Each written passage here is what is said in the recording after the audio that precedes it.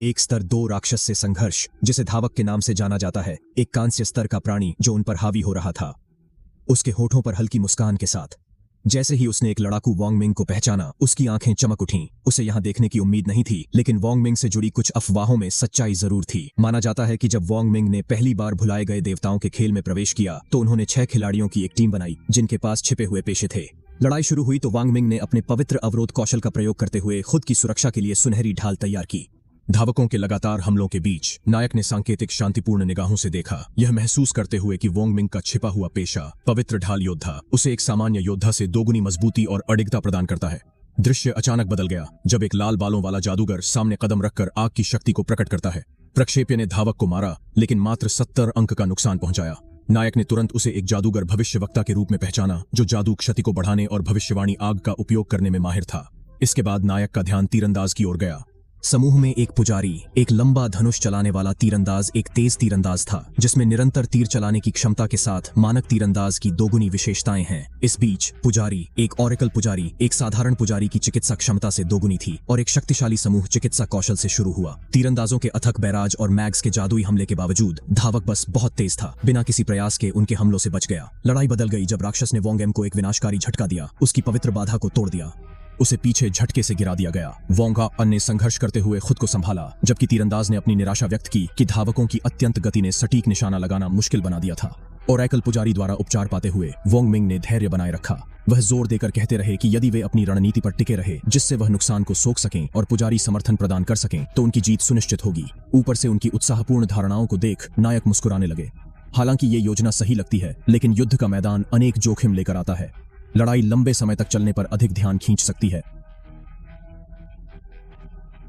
अनुमान लगाया जाने लगा कि छायाओं से कुछ अंधेरे आकृतियां बाहर आ रही थीं। एक नए खतरे के आगमन ने नायक की चौकसी बढ़ा दी। ये प्रदूषक नाम के राक्षस थे जिनके स्तर 2 थे और जो मोटी, गहरे भूरे कीचड़ से ढके हुए थे, खासकर दूरस्थ हमलों के लिए।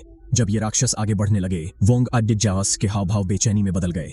उनके साथियों में से एक ने संकट का संकेत दिया। खिलाड़ियों में से एक ने अपनी बड़ी तलवार से हमला किया, लेकिन चौंकाने वाली बात यह थी कि उसने केवल 33 अंक का मामूली नुकसान पहुंचाया। युद्ध को बारीकी से देखते हुए नायक गंभीर होते गए। इस टीम के पास छिपे हुए व्यवसाय थे जिनका उसने पहले कभी सामना नहीं किया था। हालांकि उनकी अनूठी क्षमताओं के बावजूद, यहां तक कि वे इन जीवों के खिलाफ संघर्ष करते दिख रहे थे। जब प्रदूषक ने अपना काउंटर अटैक शुरू किया तो उसने अपने मुंह से गू जैसी चिपचिपा कीचड़ उड़ दी, जिससे खिलाड़ियों को जगह पर फंस गया। वोंग टीम के साथी घृणा में पीछे हट गए, असहनीय बदबू के बारे में शिकायत की। अस्थिर उनकी आंदोलन की गति 0 तक गिर गई। इस बीच एक और प्रदूषक लाल बालों वाली जादूगर लड़की का बेरहमी से पीछा कर रहा था, जो उस पल में मदद के लिए बुलाने के लिए पागल रूप से दौड़ रही थी। विरोधियों ने हस्तक्षेप का निश्चय किया। बिना किसी चेतावनी के वह पहाड़ी के ऊपर से गायब हो गया। कुछ पल बाद जादूगर का पीछा करने वाला वह राक्षस एक ही वार से समाप्त हो गया। वोंग किस और उनकी टीम स्तब्ध होकर सोच में पड़ गए। क्या वाकई एक दूषक को केवल एक वार से हराया जा सकता है? राक्षस का शरीर लूट में बदल गया, जबकि जादूगर ने धीमे स्वर में पूछा कि कौन उनकी सहायता कर रहा था। दूषक के जाल से मुक्त तलवारबाज ने इस पर सोचा कि एक सामान्य स्तर का ट्रैकर राक्षस इतनी आसानी से नहीं गिरता। 10 सेकंड में पराजित, और यहाँ एक स्तर 2 दूषक तुरंत धराशायी हो गया। इससे पहले कि उनकी टीम प्रतिक्रिया कर पाती, एक और दूषक को अकेले वार से नष्ट कर दिया गया। हमले से 441 क्षति बिंदु हुआ। हड़बड़ाए तलवारबाज ने जादूगर लिजी की ओर देखा और उनसे पूछा कि क्या उन्होंने हमले को होते देखा। लिजी ने भ्रमित होकर सिर हिला दिया। वांगोंग ने संयम पाते हुए अपनी टीम को इकट्ठा करके सावधानी बरतने को कहा। यह स्वीकार किया कि हालांकि उनका अदृश्य साथी उनकी मदद कर रहा है, पर शेष लड़ाई उन्हें भी करनी होगी। इस बीच नायक अब भी अदृश्य था, पूरी तरह चुप। वांग मैंग के पीछे के पेड़ पर खुद को बिठाया। जैसे ही टीम ने रनर पर ध्यान केंद्रित किया, वांग उसेंट ने नोट किया कि दूषकों को समाप्त करने के बाद उनका एकमात्र शेष दुश्मन रनर ही था। तभी प्रणाली स्क्रीन नायक के सामने प्रकट हुई, यह पुष्टि करते हुए कि उसने 2 स्तर 2 दूषक मार डाले थे, 40 अनुभव अंक और 1 विकास अंक अर्जित किया। इसके अतिरिक्त प्रणाली ने उसे सूचित किया कि उसने एक नया कौशल पुस्तक प्राप्त किया है, विशदार्ट, एक मानक स्तर हत्यारा कौशल। इसके साथ ही उसने 8 दिन हस्तांतरित जीवन निरीक्षण भी प्राप्त किया। प्रणाली स्क्रीन नायक ने विशदार्ट कौशल के बारे में विचार किया। यह एक मध्य से लंबी दूरी का हमला था जो लगातार क्षति पहुंचाता था। हत्यारों के लिए एक अत्यंत उपयोगी कौशल। बिना किसी हिचकिचाहट के उसने इसे विकसित करने का निर्णय लिया। तुरंत एक नई प्रणाली स्क्रीन प्रकट हुई, विशदार्ट के उन्नत आंकड़ों को दिखा रही थी। कौशल सामान्य रैंक से चांदी रैंक में विकसित हो गया था। प्रणाली ने इसके संवर्धन का ब्यौरा दिया। विशदार्ट अब 14 मीटर की दूरी तक फेंका जा सकता है। प्रभाव पर एक आधार हमला क्षति 120 को पहुंचाता है। इसके अतिरिक्त यह तुरंत लक्ष्य पर विष की स्थिति डालता है जो 50% लगातार क्षति प्रति सेकंड 5 सेकंड के लिए देता है। हालांकि प्रभाव को एकत्रित नहीं किया जा सकता था, क्षमता का केवल 5 सेकंड का कूल डाउन था और इसे सीखने के लिए उपयोगकर्ता का स्तर कम से कम 2 होना चाहिए।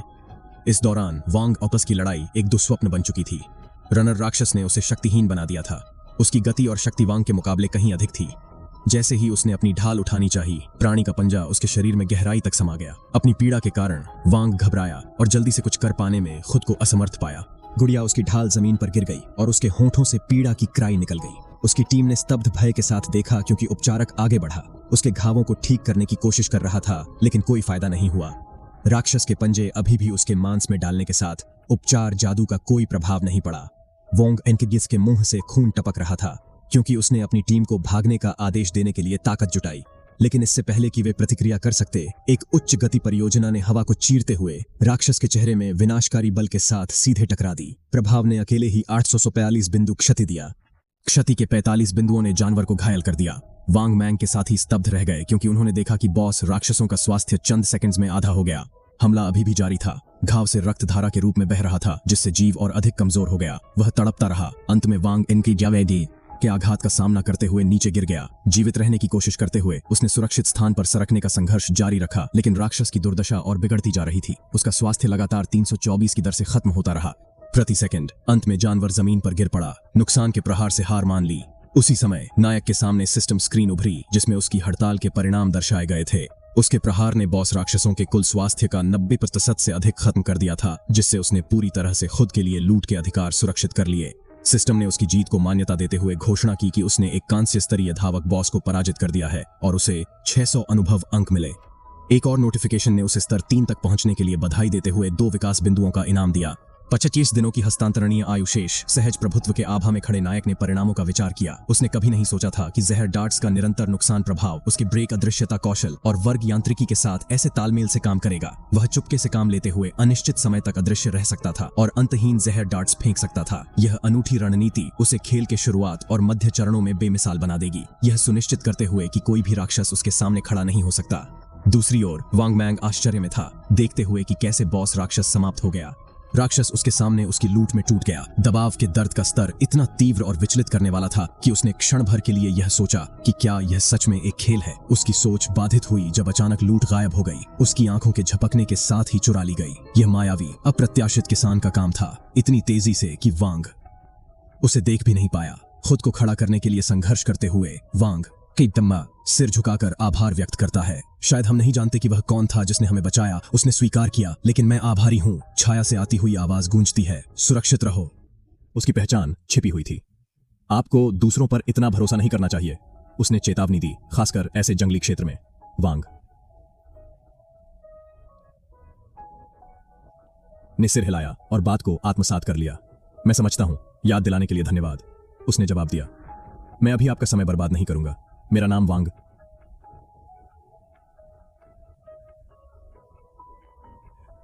अगर भविष्य में कभी आपकी सहायता चाहिए तो मुझसे बिना संकोच संपर्क करें। इस बीच उनके जीवित साथी एक दूसरे को गले लगाते हुए राहत में डूबे थे, यह सोचकर कि उन्होंने इस डरावनी स्थिति को पार कर लिया। वापस नायक पर वह शांत खड़ा था, लूट को हाथ में रखते हुए अपनी अगली रणनीति पर विचार कर रहा था। उसने स्वीकार किया कि उसे चीजों को बेहतर तरीके से समझने की जरूरत है। केवल एक भरोसेमंद और सक्षम सहयोगी ही नहीं, बल्कि देज शाह का आधिकारिक समर्थन प्राप्त करने वाला, जिससे वह गहराई से जुड़ा और धनी था। इस बात ने उसे नई प्रेरणा दी। उसे एक स्थिर बिक्री माध्यम की जरूरत थी जहां अतिरिक्त गियर और अनावश्यक वस्त्रों को निपटाया जा सके। लूट पर नियंत्रण करते हुए उसके सामने एक सिस्टम नोटिफिकेशन प्रकट हुआ। उसे 3 विकास अंक और 55 अतिरिक्त हस्तांतरणीय जीवन दिन मिलने पर बधाई दी। इसके साथ ही एक कांस्य स्तर का उपकरण, रनिंग लेदर लेगिंग्स। सिस्टम ने इसकी खासियत समझाई। यह शारीरिक रक्षा में 9 अंकों की वृद्धि करता है, सभी तत्वीय प्रतिरक्षाओं को 5 अंकों से बढ़ाता है, कूलडाउन अवधि को 15% तेजी देता है। आवश्यकता स्तर 2, जिसे वह पहले ही पार कर चुका था। अपनी वस्तुओं का आकलन करते हुए उसने पाया कि उसकी उपज शानदार थी। उसकी इन्वेंट्री अलग अलग प्रकार के गियर से भरी हुई थी। उसने तय किया कि बैकपैक की पूरी क्षमता भरने के बाद वह शेल टाउन वापस जाकर लाभदायक सौदे करेगा। उसने ठंडे और व्यावहारिक दिमाग से स्वीकार किया कि इस बार उसकी प्रगति की गति पहले से बहुत बेहतर थी। एक घिनौनी मुस्कान उसके चेहरे पर आ गई जब उसने खुद से घोषणा की, सोंग फेई, मैं जल्द ही तुम्हारे लिए आ रहा हूँ। दृश्य एक अन्य जगह शिफ्ट होता है जहां लोग लड़ रहे थे। लड़ते समय उन सभी ने मिलकर उन्नति करते हुए राक्षसों को रोकने के लिए काम किया। कुछ ने खुद को बचाने के लिए ढालों का उपयोग किया, जबकि जादूगर ने जादुई बाधाओं को तैयार किया। उनमें से एक भूरे बालों वाला युवा आदमी अधिक राक्षसों को उनकी तरफ चार्ज करते देखकर तुरंत दूसरों को भागने के लिए बुलाया। घबराए हुए वे हिचकिचाए, जगह जगह जमे हुए। उनमें से एक ने अचानक चिल्लाया, मांगते हुए कि वे बस वहां क्यों खड़े थे। क्षण उसकी आंखें डर के मारे चौड़ी हो गईं। एक खौफनाक राक्षस पेड़ जितना बड़ा और हरे रंग की पट्टियों से ढका हुआ उनके सामने दिखाई दिया। उसके शरीर से खतरनाक कांटों वाली लताएं निकलीं, शिकारी की ओर चाबुक की तरह झपटने लगीं। तेज धार वाले तंतु ने कई खिलाड़ियों को फाड़ दिया, उन्हें पल भर में ही खत्म कर दिया। अगले दृश्य में शिकारी सुरक्षित क्षेत्र में वापस उत्पन्न हुए। कांटेदार बालों वाला एक शिकारी झुंझलाहट में गरज उठा। ये श्रापित राक्षस हमेशा झुंड में आते हैं और जब उनका स्वास्थ्य कम होता है तो भाग जाते हैं। सुनहरे बालों वाला शिकारी ने कहा, इस खेल से बाहर निकलने के लिए कम से कम स्तर 3 होना चाहिए। हमें कैसे पहुंचना है? स्तर 3? ऐसा लगता है कि हमें और लोगों की जरूरत है, एक अन्य साथी ने सुझाव दिया। 3 की टीम काफी नहीं है, शायद 6 या दैंड। उनमें से एक ने सिर हिलाया, इससे कोई फर्क नहीं पड़ेगा। मैंने एक बार एक विशाल राक्षसों के झुंड द्वारा 10 की टीम को मारते हुए देखा था, और अगर बहुत अधिक लोग इकट्ठा होते हैं तो वे एक मालिक को आकर्षित करेंगे। उसका चेहरा अंधेरा हो गया। मैंने अभी 40 खिलाड़ियों का एक समूह देखा है जिसने डैम्ड को बाहर निकाला। उसने एक ही क्षमता से उनमें से 30 से अधिक को समाप्त कर दिया। समूह के माध्यम से एक सिहरन दौड़ गई। एक अन्य साथी ने डर से भरी आवाज में पूछा, अगर हम स्तर 3 तक नहीं पहुंच सकते तो क्या इसका मतलब है कि हम यहाँ हमेशा के लिए फंस गए? किसी और ने और भी भयानक विचार जताया, अगर हम खेल से बाहर नहीं निकल पाए तो हमारे असली शरीर भूख से मर सकते हैं। पीठ पर धनुष टांगे हुए एक सुनहरे बालों वाली लड़की जमीन पर बैठ गई और गहरी हताशा में अपने मुट्ठियां कस लीं। उसने बुदबुदाते हुए कहा, यह खेल इतना कठिन क्यों है? एक गंजे शिकारी ने लंबी सांस ली। सिस्टर ली, हम 3 बार अपने जीवन को खो चुके हैं। हमारे पास ट्रेड की जाने वाली उम्र केवल 10 साल से भी कम बची है। भविष्य में क्या होगा? ली ने बीच में ही उसकी बात काट दी। चाहे कुछ हो जाए, हम इस बार फिर से मरने का जोखिम नहीं उठा सकते। दिखाई दी रैंकिंग सूची जिसमें रैंक, रेटिंग, उपनाम और पेशा देखा जा सकता था। सूची के सबसे ऊपर एक नाम था, शैडो। ली की आंखें सिकुड़ गईं। ये शैडो आदमी इतना तेजी से स्तर कैसे ऊपर उठा रहा है? उसे किसी प्रकार की विधि पता होनी चाहिए। हमें उसका पता लगाना होगा ताकि वह हमारी मदद करे और हम स्तर 3 तक पहुंचकर इस खेल से बाहर निकल सकें। दृढ़ता के साथ उसने घोषणा की, खबर फैलाओ। अगर वह शैडो आदमी हमारी मदद करता है और हम स्तर 3 तक पहुंचते हैं तो मैं उसे वास्तविकता में वापस लौटने पर 10 मिलियन नकद दूंगी। गंजे आदमी का मुंह खुल गया। क्या? सिविक मैन लू ने हिचकिचाते हुए। 10 मिलियन का प्रस्ताव कोई अनदेखा नहीं कर सकता था। जंगल के बीच में बारिश लगातार बरस रही थी। एक भयानक प्राणी जो मिट्टी से बना हुआ दिखाई दे रहा था अपनी अंतिम दर्दनाक चीख निकाली। उसके सिर पर हरी घास जैसे बाल बारिश से भीग गए थे। संदेश पॉपअप हुए, आपने एक LV2 प्रदूषणकर्ता को मार डाला है। आपने 20 अनुभव अंक प्राप्त किए। आपने एक विकास बिंदु प्राप्त किया है। संदेश नायक को संबोधित थे। उसकी चेहरे पर संतोषपूर्ण मुस्कान आई। ठीक है, अब मेरे पास पर्याप्त विकास अंक हैं। उसने फिर चिल्लाया, लोभी हाथ को विकसित करो। सिस्टम ने तुरंत जवाब दिया, आपने 5 विकास बिंदुओं के बाद बने विकास अंक खर्च किए हैं। विकास अंक 0। एक नई सूचना आई।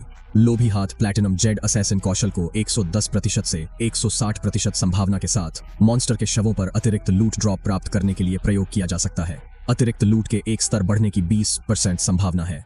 उसकी आंखें हैरानी में चौड़ी हो गईं। लूट की दुर्लभता बढ़ाने की 20% संभावना, वह था।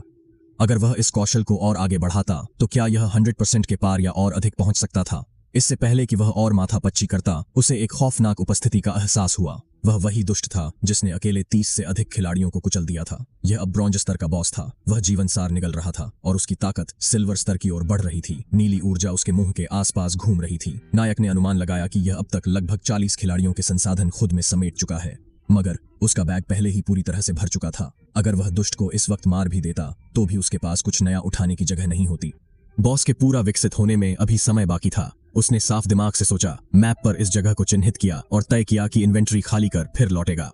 स्पॉन पॉइंट पहुंचते ही उसने सुना कि लोग चर्चा कर रहे थे। कोई कह रहा था कि 10 मिलियन देकर लीडर बोर्ड रैंकिंग में सबसे ऊपर वाले खिलाड़ी शैडो से स्तर बूस्ट की मदद मांग रहा था। एक गंजा आदमी बोला, हम बार बार मर रहे हैं और हमारा जीवन खत्म हो रहा है। क्या अमीरों को पहले से ही कोई उपाय मिल गया है? वहीं पास में एक लड़की की आवाज गूंजी, हम जैसे आम लोग कभी यहाँ से बाहर नहीं निकल सकते।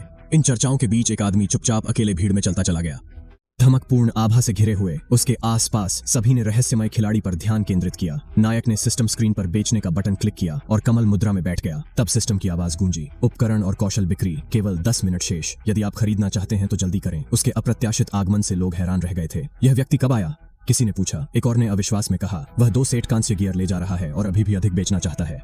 कुछ ने उसे पहचाना, दूसरों को चिल्लाते हुए, यह शैडो है, उसका नाम देखो। एक व्यक्ति में भीड़ बड़बड़ाई। क्या वह वास्तव में लीडर बोर्ड पर नंबर 1 है? शैडो, एक लाल बालों वाली महिला ने मास्क और हुड पहना था, नायक की ओर चली। यह दिलचस्प था कि उसके पास बड़ा था जिससे रहस्यमयता बढ़ गई। उसने एक रंग में मैज रोब पहनी थी जिसमें कॉर्सेट बॉडिस था जो उसकी सुंदर आकृति को उभारता था। पृष्ठभूमि में कुछ खिलाड़ियों ने सोचा कि वे शैडो का चेहरा क्यों नहीं देख सकते और सोचा कि उसने हाइड फेस फंक्शन सक्रिय कर दिया है चूंकि खेल का रूप प्रणाली वास्तविकता को प्रतिबिंबित करता है। हुड वाली महिला ने पूछा कि इस आइस कोन स्पेल की कीमत कितनी है। शैडो ने उत्तर दिया 100 दिन। व्यापार योग्य जीवन के। शैडो ने उसे तुरंत पहचाना। उसने अनुमान लगाया कि वह ग्रे रोज हो सकती है जो वर्तमान में शेल विलेज में रैंक 11 में है। उसने यह भी देखा कि उसने हाइड फेस फंक्शन सक्रिय कर रखा था। महिला ने संकोच किया 100 दिन। उसे लगा कि कीमत बहुत ज्यादा है और उसने पूछा कि क्या उसे कम कर सकते हैं। शैडो ने सिर हिलाया। आइस कोन स्पेल एक मूल कौशल है जो पूर्व चरणों में मॉन्स्टर को तेजी से समाप्त करने की क्षमता को बढ़ाता है। 100 दिन पहले से सस्ते हैं। फिर उसने पूछा कि क्या वह वास्तविक दुनिया के पैसे से भुगतान कर सकती है, लेकिन शैडो ने मना कर दिया। यदि आपके पास बहुत सारा धन है तो इसे दूसरों के साथ व्यापार योग्य जीवन में बदल सकते हैं और मेरे पास सौदा करने वापस आ सकते हैं। अगर कोई बेहतर ऑफर नहीं देता तो मैं इसे आपके लिए सुरक्षित रखूंगी।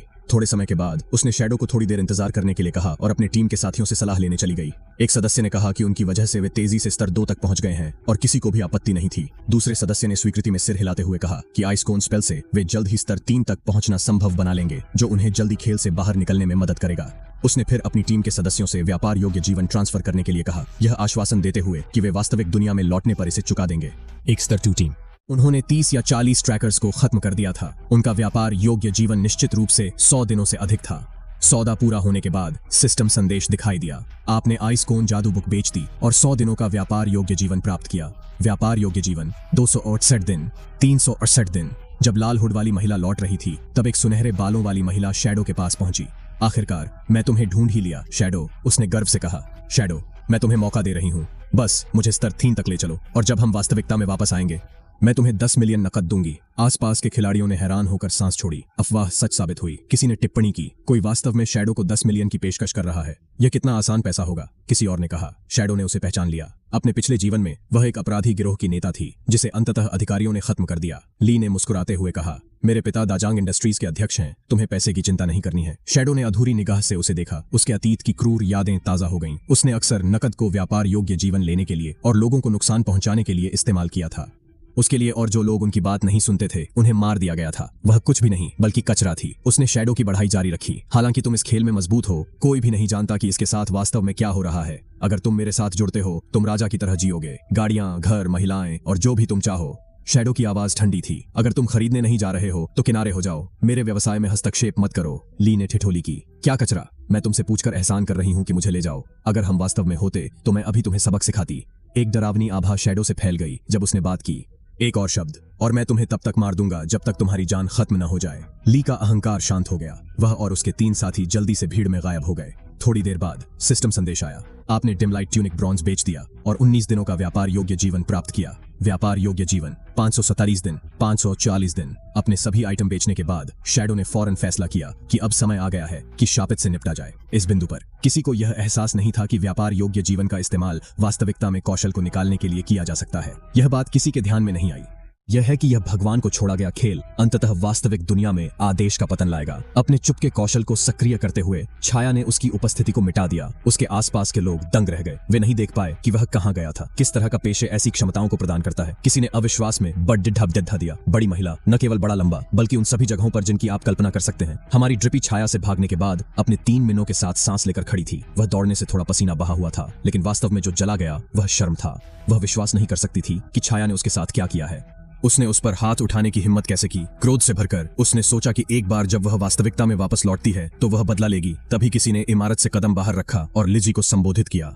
वह एक साधारण खलनायक जैसा प्रतीत हो, क्लासिक विशेषताओं के साथ, झुकी नजरें, एक अभिमानी मुस्कान और उसके सिर पर स्पाइक बालों का एक अजीब सा सेट, एक तरह का हास्यास्पद फैशन लुक। अपनी वही मुस्कान रखते हुए उसने अपने आप को माओ लिजुन के नाम से परिचित कराया। वे उसे पुराना माओ कह सकते थे, लेकिन वह अपने स्तर 2 पर गर्व करता था और यह दावा करता था कि उसके पास जल्दी स्तर बढ़ाने के कुछ खास तरीके हैं। अगर 10 मिलियन का इनाम अभी बाकी है तो वह समर्थन देने के लिए तैयार था। लिजी ने हाथ बांधते हुए अपने गुस्से को छुपा लिया। हाव भाव में आत्मविश्वास भरते हुए कहा, चालें? कौन सी चालें? चमकदार बालों वाले माओ ने अपनी मुस्कान बरकरार रखी। वह आमतौर पर अपने रहस्यों को साझा नहीं करता था, लेकिन इस बार उसकी ईमानदारी दिखाने के लिए उसने अपवाद बना दिया। उसकी डूबी हुई आंखें उसके प्लान को बताने के लिए चमकी। यदि वे स्तर को कुशलता से बढ़ाना चाहते हैं तो प्रारंभिक विशेषता बिंदुओं को चपलता में लगा दें। इससे उनका दौड़ने की गति इतनी बढ़ जाएगी कि दुश्मन को पछाड़ सकें। लिजी चकित थी।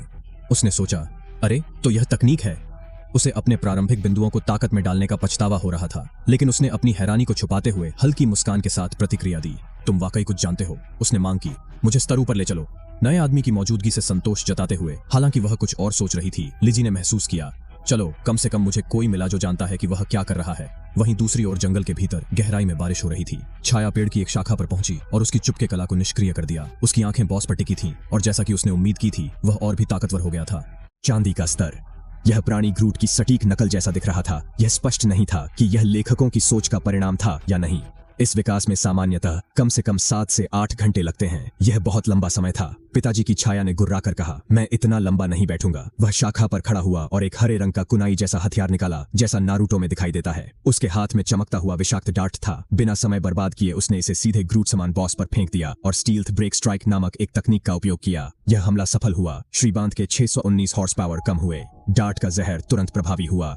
प्रतिटिक में अतिरिक्त 219 हॉर्स पावर कम करते हुए कुल 3 बार प्राणी दर्द से कराह उठा। बिना समय बर्बाद करते हुए छाया ने अपनी चुपके की तकनीक छाया स्नीक को सक्रिय किया। उस समय वह सोच रहा था कि कैसे चांदी स्तर के मालिक कांस्य स्तर के मालिकों की तुलना में 2 से 3 गुना अधिक एचपी रखते हैं। शार्प मास्टर अपनी बाहों को ऊपर उठाता है और एक स्पंदित ऊर्जा की गेंद बनाता है। घुमावदार ऊर्जाएं चारों ओर फैलती हैं और जमीन से टकराती हैं। हर एक पथ में 2 या 3 जहरीले डार्ट्स के बराबर शक्ति होती है। भूमि शिखंडित होती है, वृक्ष गिरते हैं, जमीन में छेद फटे हुए थे। शार्प मास्टर स्पष्ट रूप से एक जादूगर प्रकार का बॉस है जो उच्च क्षति के साथ विनाशकारी क्षेत्र हमलों में विशेषज्ञता रखता है। सौभाग्य से जिस पल उसने विषाक्त डार्ट फेंका, छाया पीछे हट गई थी। मुश्किल से उसकी हमले की सीमा से बचने में सफल रही। उसने तेजी से सांस छोड़ दी। रक्षा में मेरे वर्तमान एचपी के साथ अगर मुझे मारा जाता तो मैं मरने की तरह अच्छा होता। बॉस वहां खड़ा था और अपना हमला जारी कर रहा था।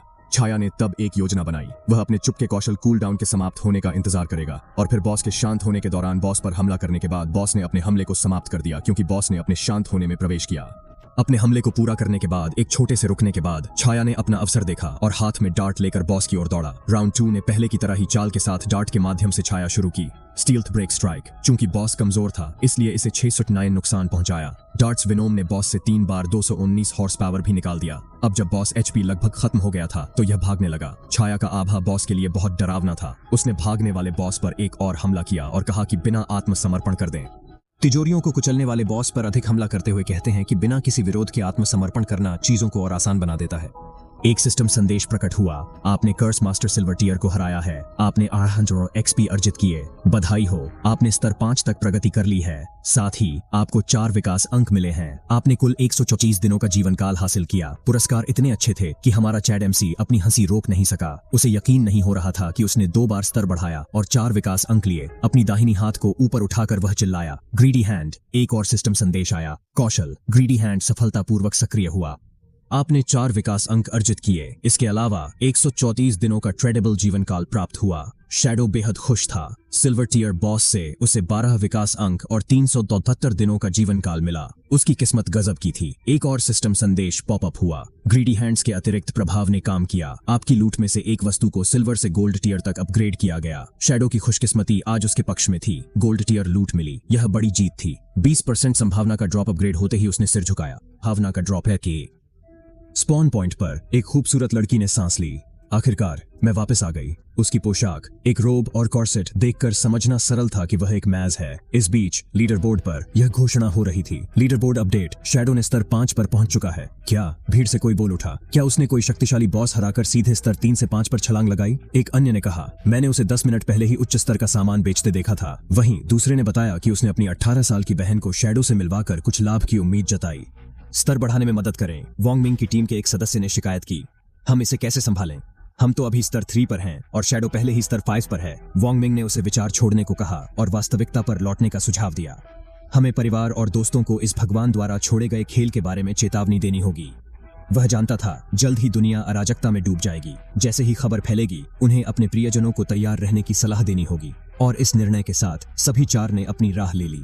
वे सपनों की दुनिया से बाहर आए। दूसरे ही पल वांग मेंग अपने बिस्तर पर निराशा में उठे। उन्होंने अपना हाथ सिर पर रखा, सोच में पड़े कि दर्द है या कुछ और। उनके चारों ओर सेना जैसे दिखने वाले कुछ लोग खड़े थे, सभी उनकी स्थिति को लेकर चिंतित। एक ने घोषणा की कि भाई वोंग जाग गए हैं, नेता को सूचित करें। बजकट बालों वाले व्यक्ति ने उनकी तबीयत के बारे में पूछा और उल्लेख किया कि जब वह नींद में अर्धपारदर्शी हुए तो सभी चिंतित थे। एक अन्य व्यक्ति ने आंसू भरी आंखों से कहा, भाई वांग, हमें डरा मत देना। मैंने कल ही कहा था आराम कर लो। मैं स्थिति देखने आया था, आपसे सभी जुड़े थे।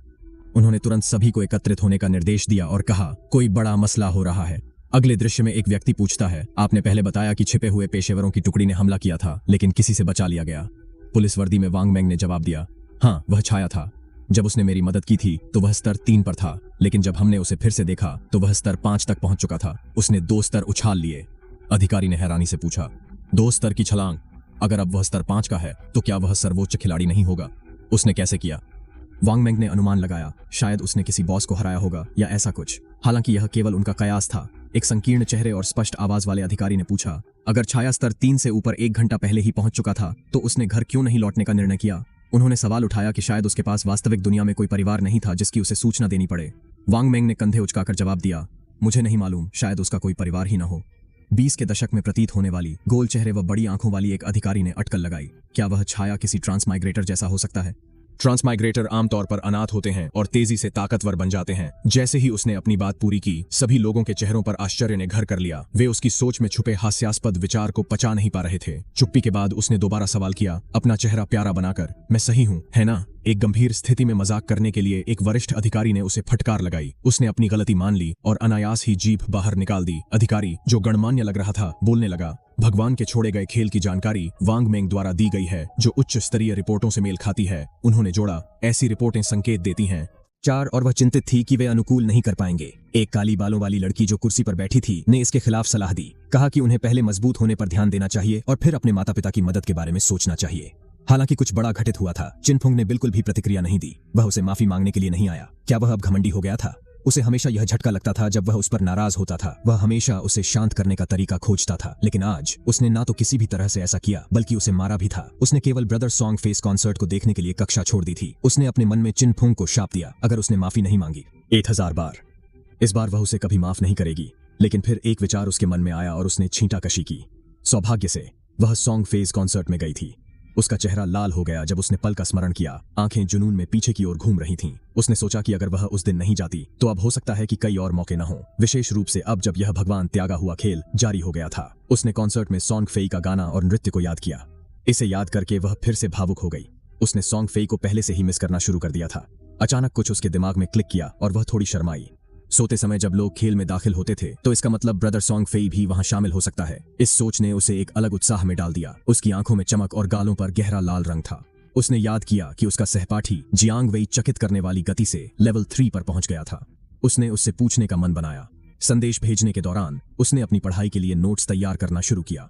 उधर एक बीपिंग आवाज ने स्कूल यूनिफॉर्म पहने सुनहरे बालों वाले लड़के को अपना ध्यान खींचा। जैसे ही मैसेज पॉप हुआ, वह अपने दोस्तों के बीच मुस्कुराता दिखा। फोन गुरु जियांग वेई, क्या आपके पास कुछ खास रणनीतियां हैं? उसके दोस्तों ने मैसेज को देखा, थोड़े अचंभित और उत्साहित। झांग वेई ने मुस्कान के साथ जवाब दिया। चिन जियाओयू, जो दिखने में किसी देवी जैसी थी, जब उसने उसकी ओर सवाल किया तो उसने इसे एक अनोखी उपलब्धि माना। हल्की मुस्कान के साथ उसने तुरंत जवाब टाइप करना शुरू कर दिया। सही इंसान चुना है आपने। यहाँ एक छोटा रहस्य है, अपने सभी गुणांक पॉइंट्स शुरुआत में चुस्ती में डालें, नहीं तो आप तेज नहीं रह पाएंगे और राक्षसों के शिकार हो जाएंगे। फिर भी थोड़ी उलझी हुई, उसने पूछा कि क्या उसे जादू क्षमता के बावजूद भी ये रणनीति अपनानी चाहिए। झांग वेई ने आत्मविश्वास से जवाब दिया, हमने समझाया कि जादू उपयोगकर्ताओं के लिए चपलता पूरी तरह से बेकार नहीं थी। इसने कास्टिंग की गति में वृद्धि की, जो शुरुआती चरणों में बेहद महत्वपूर्ण थी। वह फिर से हिचकिचाती रही, लेकिन क्या होगा अगर मैं अपने सभी अंकों को चपलता में जोड़ने के बाद अभी भी नहीं जीत सकता हूँ? झांग वेई ने उसे आश्वस्त किया कि उसे चिंता करने की जरूरत नहीं है। जब तक गांव में कोई लेवल 5 तक पहुंच जाता है, वे टेलीपोर्टेशन फॉर्मेशन को सक्रिय कर सकते हैं। वह बस एक यादृच्छिक पार्टी का गठन कर सकती थी, और जब गठन खुला हो जाता है तो वह व्यक्तिगत रूप से उसे ढूंढने आएगा और उसे शीर्ष पर ले जाएगा। यह स्पष्ट था कि वह उसके जवाब से खुश थी। उसके चेहरे पर एक चौड़ी मुस्कुराहट फैल गई। हाँ, सही बात थी, ये सिम्प्स वास्तव में फायदेमंद थे। उसे किसी को साथ लाने का अवसर भी मिल गया। उसने खुद को सुनाते हुए सोचा, चिनफंग, मैं तुम्हें दिखाऊंगा, मैं खेल में कदम रख रहा हूँ। तुम जितने चाहो अभिमानी बने रहो, लेकिन एक बार जब तुम लॉग इन करोगे और देखोगे कि मेरा स्तर तुमसे कहीं ऊंचा है, तब मैं तुम्हें नजरअंदाज करूंगा। संतुष्ट होकर उसने अपना स्मार्टफोन तकिए के नीचे रख दिया और बिस्तर पर लेट गई, अपनी आंखें मूंद लीं, सोने की तैयारी में। दृश्य फिर से उस जंगल में बदल गया जहाँ छाया अपने खजाने बटोर रही थी। उसकी नजर कुछ खास पर पड़ी। उसने झुककर उसे उठाया। यह एक अंगूठी थी। अचानक एक सिस्टम नोटिफिकेशन पॉपअप हुआ। सोना सभी व्यवसायों के लिए उपलब्ध है। सभी विशेषताएं +8 डार्क एलिमेंटल प्रतिरोध, +26 कमजोर बिंदु हमला गुणक, +0.1 उपकरण आवश्यकता स्तर 4। इसके लाभों से हैरान। छाया टिप्पणी, सभी विशेषताएं +8। यह 32 विशेषता बिंदुओं के बराबर है। उसने जारी रखा, यह रिंग 3 बार लेवलिंग के समान है। साथ ही यह डार्क एलिमेंटल प्रतिरोध प्रदान करता है। यह कई राक्षसों के खिलाफ बहुत उपयोगी होगा। एक और फायदा, शुरुआत में इसका कमजोर बिंदु हमला गुणक था। उसका गुणक तारांकन 8.5 था। लेकिन इस अंगूठी ने इसे और उन्नत बना दिया। जैसे ही वह अंगूठी का अध्ययन कर रही थी, एक दूसरा सिस्टम संदेश प्रकट हुआ। त्वरित छाया स्लैश चांदी हत्यारे प्रकार का कौशल जो 15 मीटर तक एक दिशा में प्रहार करता है, उपयोगकर्ता को 5 सेकंड के लिए अदृश्य स्थिति में लाता है और रास्ते में आने वाले सभी शत्रुओं पर 3 बार वार करता है। कूल डाउन समय 12, प्रत्येक वार 100 नुकसान करता है और इसे बैकस्टैब के रूप में 100% गिना जाता है, लेकिन कमजोर जगहों को निशाना नहीं बना सकता। छाया की आंखों में उत्साह झलकने लगा। यह एक बेहद शक्तिशाली प्रभाव क्षेत्र था। टैक्स कौशल, इसने टेलीपोर्टेशन और अदृश्यता की क्षमता प्रदान की। बिना देर किए उसने इसे तुरंत सीख लिया। इतनी प्रक्रियाओं के बाद भी उसके पास अभी भी विकास बिंदु शेष थे। उसने प्राथमिकता पूर्वक लालची हाथ को उन्नत करने का निश्चय किया। उसने अपना दाहिना हाथ उठाया और कौशल को सक्रिय किया। लालची हाथ की एक छायादार आकृति उभरी और एक प्रणाली सूचना प्रेरित हुई कि 8 का 8 विकास बिंदुओं का उपयोग किया गया और उसने 4 और लालची हाथ शेष रखे। जेड डायमंड हत्या कौशल जो राक्षसों के शवों पर इस्तेमाल किया जा सकता है, ने अतिरिक्त लूट मिलने की संभावना बनाई। 60% अतिरिक्त में 220% लूट की 40% संभावना थी कि यह एक उच्च स्तर पर होगा। जैसा अनुमान लगाया गया, अब राक्षसों को हराने से उसे दोहरी लूट प्राप्त हुई।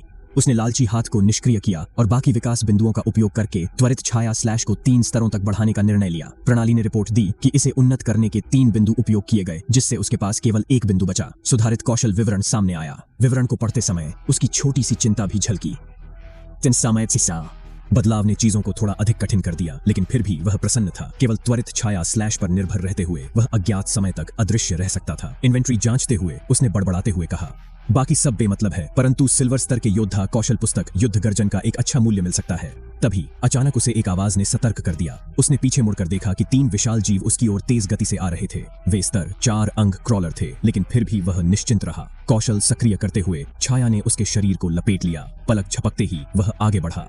तीनों राक्षसों के माध्यम से जैसे ही वह फिर से प्रकट हुआ, उनके शरीर बिखर गए। नीला खून हर जगह छींट गए, अंग अलग हो गए और धड़ 2 हिस्सों में विभाजित हो गए। एक प्रणाली सूचना पत्र प्रकट हुआ। आपने स्तर 4 अंग क्रॉलर को मार दिया है। आपको 80 अनुभव प्राप्त हुआ है। आपको 5 जीवन काल मिला है। व्यापार योग्य निष्क्रिय करना। त्वरित छायादार आभा समाप्त हो गई क्योंकि उसने अपने सामने निष्क्रिय शरीरों को देखा। अभी उसके पास 618 दिन के व्यापार योग्य जीवन काल थे। उसने निर्णय लिया कि उसका अगला कदम उसके बैग में सभी आइटमों को बेचने का होगा। जैसे ही मैंने पहुंच गया, स्तर 10 पर मैं अपनी खेल क्षमताओं को वास्तविक दुनिया में लाने में सक्षम हो जाऊंगा।